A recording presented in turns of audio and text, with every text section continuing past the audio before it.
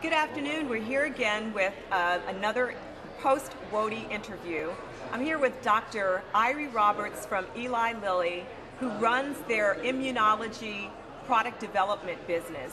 And it is such an honor for me to personally speak with Eiry because Eiry and I go way back, and I appreciate the support that she's given to the HBA. But specifically, I want to tell you a little bit, or I want to ask about Eiry's motivation for serving.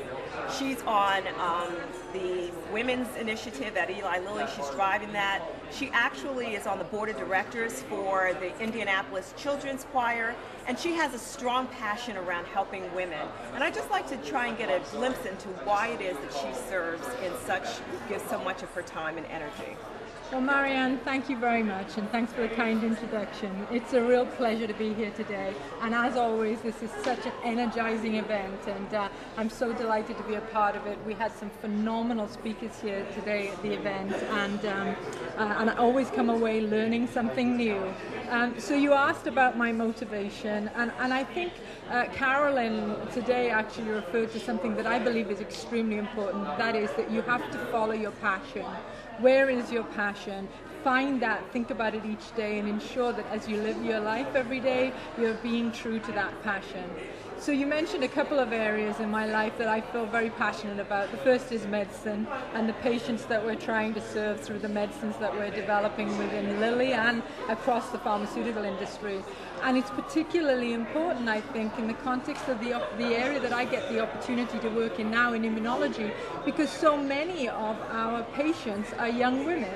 And so that ability to connect the passion that I have for women's development and ensuring that women get the opportunity to make the right decisions in their lives links very, very closely right now to the passion that I also have for the medicines that we're seeking to deliver to the patients that so desperately need them.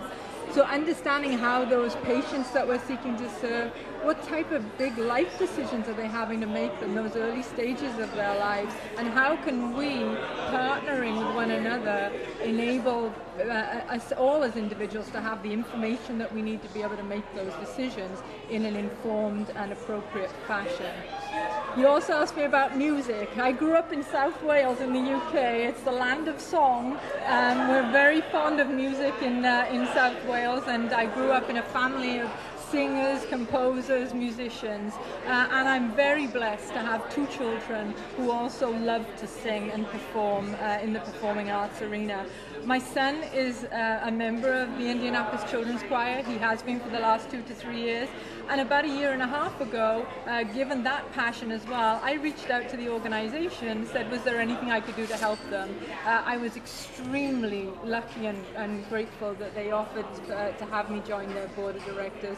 It's a phenomenal organization. It combines that children finding their own passion around music, both boys and girls at a young age, with the educational support that they provide and the discipline to enable kids to perform and yet be creative.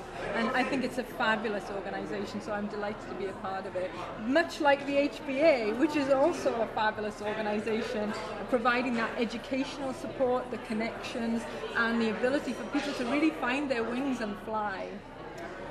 Well, Eiry, I am usually not without words, but I am absolutely inspired by your service, and I thank you for all that you do for the HBA, for Lilly's Women's Network, and I look forward to coming out and seeing you next month. Absolutely. We look forward to it very much. Thank you, Marianne. Thank you so much. Have a safe trip back. Thank you. Bye-bye.